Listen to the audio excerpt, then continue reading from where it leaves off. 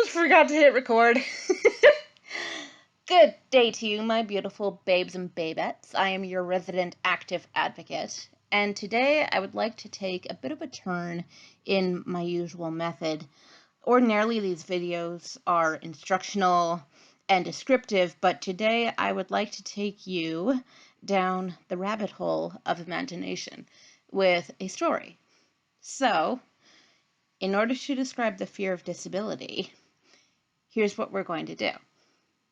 Close your eyes, and I want you to picture as vividly as you can all the different things that I'm about to lay out for you.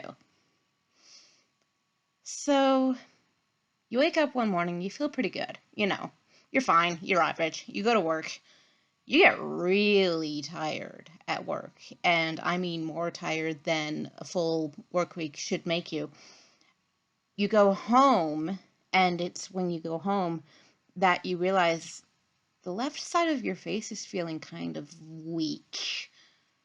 You don't know exactly why, but you can't pull your mouth in the direction that you would normally want it to go to be expressive. You can't smile quite properly, and that's a bit of an issue.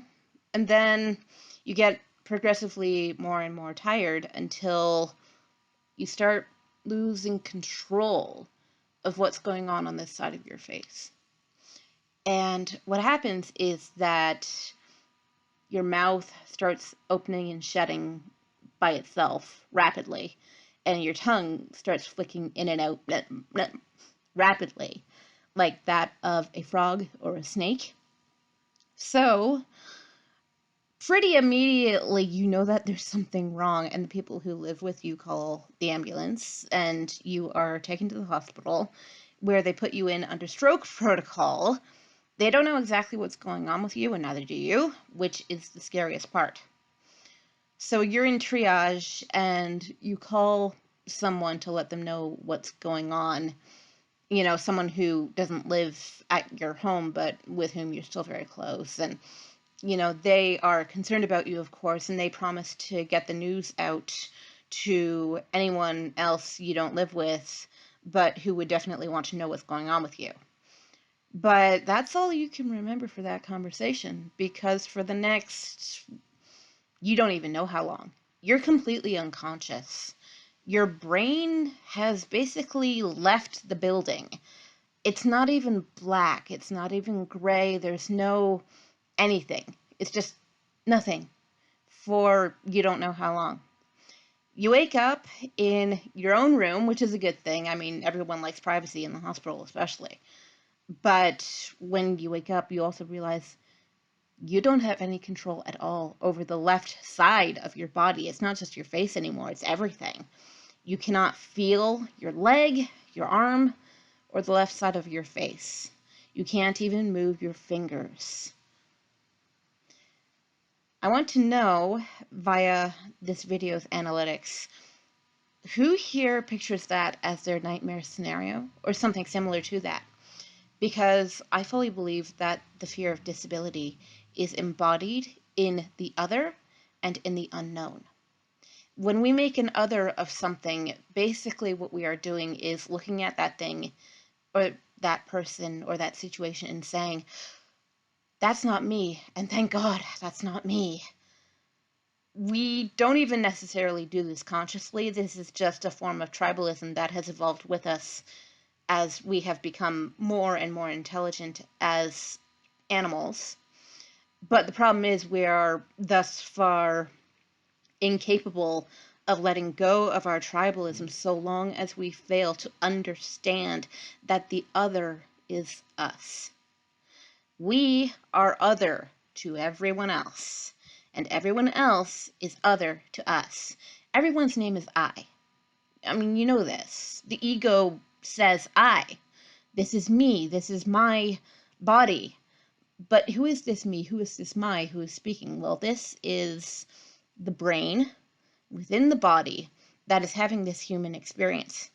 Everyone is having this same experience, regardless of what they look like, regardless of where they're from, regardless of how they speak.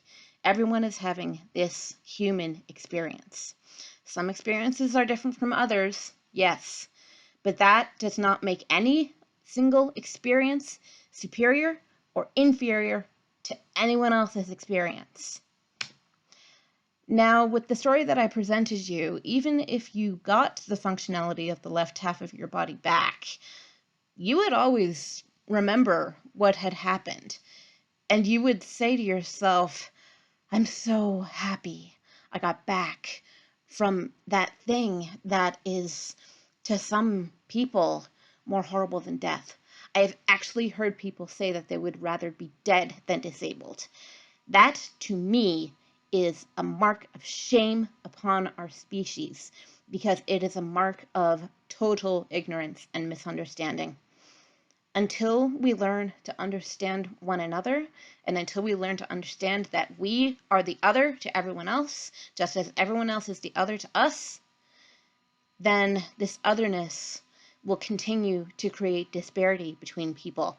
This whole idea, this whole notion of better and worse and middling. But no one is ever really better or worse or middling compared to anyone else, because everyone is an individual. I believe in collective rights. I believe that people with disabilities as a whole deserve the same rights as people without. I believe that people of different races deserve the same rights as everyone else. We all deserve to be on equal footing in the eyes of society and the law, even if we are all different from one another, because it is this difference that makes us fundamentally the same as human beings. That's the understanding that I want to lay out with this series. That is the fundamental goal of what I am doing. And if anyone here has any experience with which they can aid me, I would very sincerely appreciate your input, because we're all in this together, because we're all human beings. I hope that I didn't create anything too awful within people's minds, but this is the sort of scenario that people need to consider could happen to anyone.